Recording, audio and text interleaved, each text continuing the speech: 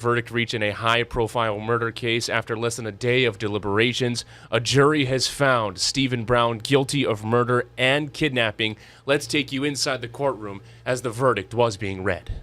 State of Hawaii versus Stephen Brown.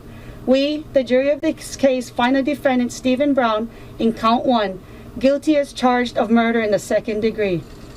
In count 2, guilty as charged of kidnapping. In count 3, guilty as charged of kidnapping. In count 4, guilty as charged of burglary in the first degree. You heard it there. Brown convicted in the gruesome 2017 killing of Telma Boinville at a North Shore vacation rental. Brown found guilty of murder, 2 counts of kidnapping, and burglary. While the verdict was being read, Brown showed no emotion and just stared down. Now, prosecutors argued in court that Boinville walked in on Brown and Haley Dandaran, his girlfriend at the time, while they were burglarizing the home.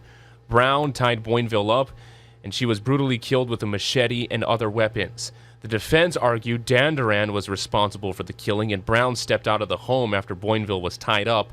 Prosecutors said Brown was the only one, quote, physically powerful enough to subdue Telma Boinville, adding that he also made a critical admission to Boinville's then 8-year-old daughter, who was at the property, that they killed her mother. The jury will return Monday to begin discussing sentencing in the case. Brown faces an extended sentence of life in prison without the possibility of parole. Much more on this story on our website and on air on later editions of Hawaii News Now. Yeah, we'll keep on that breaking news for just a moment. We got a live picture coming in to our